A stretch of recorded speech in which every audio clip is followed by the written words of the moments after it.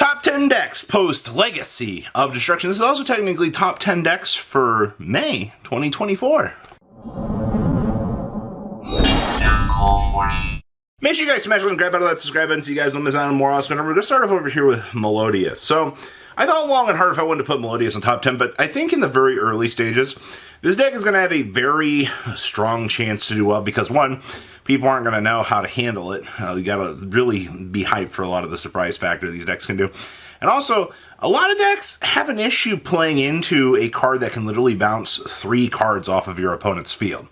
Or 4, or maybe 5. It just really depends how much you're committed to this. But the deck can also have an issue with Imperm.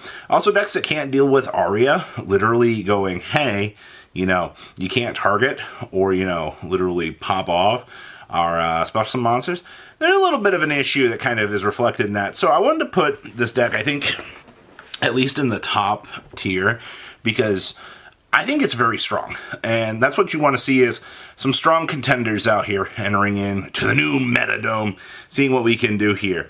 Then we have Purely. So Purely is strictly on this list, because a good player can overcome this deck's weaknesses, in my opinion, and make it that, well, players won't really have an idea of how to handle things. And honestly, I think that's going to be a very scary thing that people are going to have to realize out here while looking at Purely as a deck, because the Towers is so strong. Alright, especially if you're playing against Fire King, you know, Ash, or Snake Eyes, you have the ability to start bouncing back the field, and they have a really big issue trying to out a big cat, let alone 2, and they can make 2, Shifty Eyes. So that's kind of something you've got to think about. I do think that you will probably see this pop up as a 1 to 2 of in a lot of events, strictly, once again, because a good player kind of rounds out this deck's, I guess, flaws, and gives it a chance to sit at the dinner table. And, of course, the unlimited bounce works. And the field's well being stupid. But we'll have to wait and see. I do think we're going pretty strong there, though. Next up, I'm still leaving Flu in the top 8 for the format. This will be left to be seen if this is going to kind of fall off a little bit more into the out of top 10 and fall more like into the rogue side of things. But to be honest with you, when you're looking at the way that Flu operates, the deck is still the massive normal summon creature that it is. Decks still have issues with Pen and Friends, but we're going into a format of a lot more board breakers. And basically with droplets, you know, more strong cards like that kind of running around, putting these pressures on the birds, I think that actually checks Flu a little bit more. So in the early stages, I'm leaving it still in the top half of the decks. You can still very easily overcome this deck with no problem whatsoever, but I don't know. I can't think of a better deck to put here than Flu, honestly. Flu still does the same things that it needs to do, and it's still a pretty strong rogue contender when it needs to be. It's definitely better than what we've seen. Next up is Labyrinth. Labyrinth gets this slot, strictly because this deck can rotate in Dimensional Barrier, Eradicator, any of these normal trap cards that this deck is going to need to utilize as its toolbox option against the better half of the meta. Now, with that being said, though, Labyrinth can get very destroyed by the sheer amount of board breakers that are running around in this format, especially as they're rotating through, you know, pieces for the furniture, you know, and Ash cuts them off, you know, something else along the way for the standard inconveniencing that we have seen. It definitely puts a little bit of a strain on Lab. So, the advantages here, your infinite normal toolbox of trap cards that you can have for most situations. The downside, though, if you're focusing a lot more on the furniture pieces, you might run into some very big issues with those hand traps actually devastating you. Also, Lightning Storm, Heartbeast, Feather Duster. Ooh. Next up is that Kashtira? Yes, it is. So, last format we were seeing Cash kind of evolve with the Snake Eyes package to try to create this interesting hybrid build. Now, I do have a feeling that we're not going to see as much of a push for a build like that this format, which means we're back to mid-range Kashtira control. Mid-range Kashtira control has a little bit of an issue with Tenpai Dragons, just slamming down one card and kind of OTKing them. We'll have to wait and see, though, if the deck can kind of keep up with this. I'm not really too sure. I'm not too versed in my Kashtira versus Tenpai Dragons matchup just yet. I'm kind of curious to see overall, though, how that goes, because, I don't know, Mid-range control options are good, but, Unicorn ripping, maybe one of the one-ofs out of the extra deck could potentially ruin your day. It has definitely been seen to be able to be happening. So that's your your bottom 5 so far. A little bit interesting stuff. So I'm still leaving Branded up here in the top 5 of the equation, strictly because this deck does not want to die. It is such a fan favorite. I don't personally think that this deck is going to do well. I'm going to put it in the same category as Purely. A very good player will be able to overcome some of the shortcomings of this, and you'll be able to see this deck pop in as a 1 to 2 of every once in a while. There's no ifs, ands, or buts about that, but Branded, I feel like, right now, is also going to have a lot more of the player base sticking around going, hey, we've got to play Branded for this long, so let's continue to actually do it. Also, Gimmick Puppet locking your opponent is still very, very cool, isn't it, guys? It's so very cool out here in the year 2024, handing your opponent a Gimmick Puppet, saying, get good, duelist.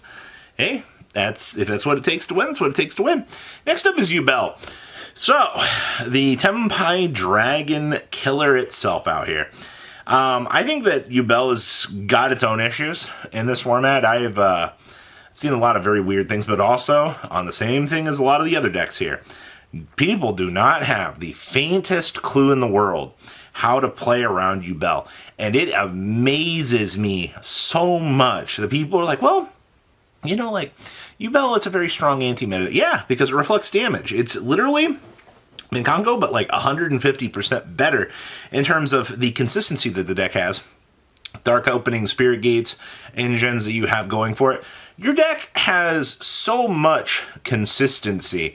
It's actually kind of insane. So, kind of looking at how things are going right now, I'm not surprised to see that this deck is doing good. Yeah, Nightmare Throne definitely changed everything that we knew about this deck. Also, they have an Omni Negate. They're, I think, one of the only ones that still do. So we're leaving Voiceless at number 3. I don't really have much of an argument to take this off. I still think that the spell card makes this deck very, very strong, but for the sheer amount of predicted board breakers and the amount of hand traps that people are looking at in this format and going, this is what we're expecting to see. This is how, we're going to play this format. That's understandable. You want to have the most maximized, consistent routes of play, especially when you're heading on into a format like this. So, the deck also has an Omnigate, which is good, but I feel like if you're just snowballing it so hard, this deck has such an issue trying to keep up with a lot of the rest of the meta at times. Also, High Shifter. Yeah, this deck also has a extremely unfun time against Shifter. But, alas, we will have to wait and see how Voiceless holds up. I think it's definitely going to be, for sure, a top 10 to go. Then we have Snake Eyes / Fire King.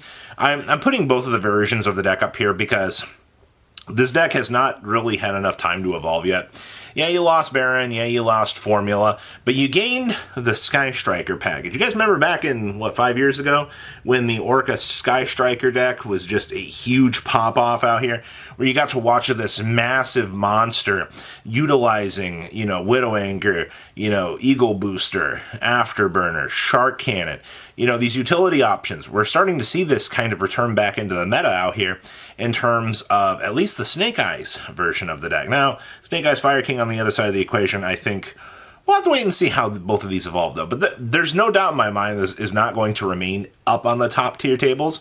It's just from where we were sitting, we have reversed course down a little bit, and that's good. All right, slowing down the course of these decks is exactly what you want to see. And I left Tempai at number 1. The only reason why I left Tempai at number 1 is this deck it's a lot of mind games. So if if you're going into a local environment, your opponents will start to counterpick you after weeks 2, 3, 4 of you running through the deck. On a regional level, though, they can't do that. All right, especially if you're going into a regional level and you have the ability to smoke screen the deck into something else. This is why I say it's a lot of mind games out here. Yes, you can OTK with this deck, easy as crap, but you have to start to think about, if I'm overplaying this too much in my local area, and you actually do get hit with a threatening roar, and you're like, wow, I just lost to the most, I can't believe you're playing that garbage. And then, you know, especially on the regional level, you know, you're like, okay, do I board into some other combination of things out here? And that goes for, you know, the Tempai deck, or the decks that can also board into Tempai, like Labyrinth out here as well. It's a lot of mind games. And as we start to see this deck kind of filter its way through the format, I am kind of curious to see how it will do. But I'm leaving it on number 1, strictly on anticipation. Whew. So please, leave a comment down below, tell me what you guys think, and I'll see your beautiful faces back later in the day, guys. Patrons, thank you.